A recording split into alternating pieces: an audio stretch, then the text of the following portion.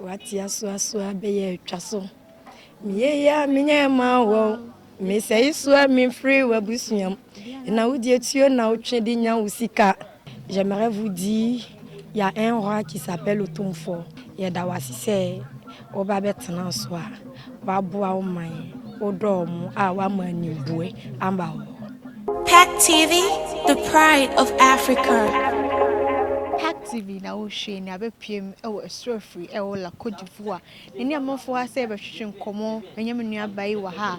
Ono lacoted'ivoire ha na wo na nye French kasa nkwa no tenemu otetwi kasa kra ne be hwehwe nkomo. Menua bai ma kwaba. Yeah, sister. Ye ka lacoted'ivoire Esrofri.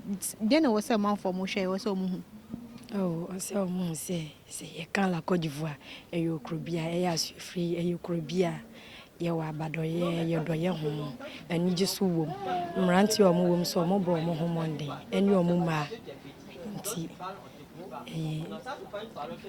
Ahaya na ofri ane mi free ha ye omo ha na ede na oti chika sayisa bai ayese ye ben baranti ye kan nyina odi ubi sama sem French ma metimi ayiwa no ubi sama sem twim so a metimi abo me ho monte Ghana nyam ne de mi pebebre adadam ene shatawali no bisake de no ma wuwa mo nyina na Ghana aya sa aduane Ghana nyane be na oni oh Ghana aduane de mi pe banku mi pe ni nyina me de mi ni de menya bia midi mu ye bi wa ha an ye bi wa ha mu ye banku wa ha ni nyina wo pe kora metimi akoye bi sese ya adu abra okra ni nyina Esrofri ni obekwa koye mutu de amame ane sa it ye say aha no ema no dodo na fili Ghana for mema pa what is that oh emu binom omu fili Ghana mema sa nso na Ghana mema so emu binom fili French ma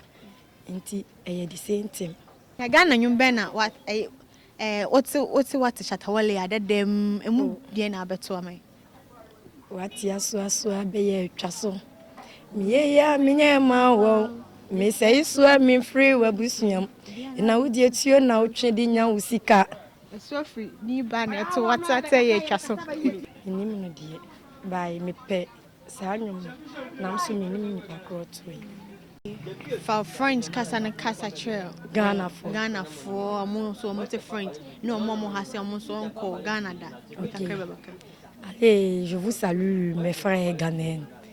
Je me nomme Daté Kosia Abekan Josiane. Je viens de Suefri. Je suis née ici, grandi ici.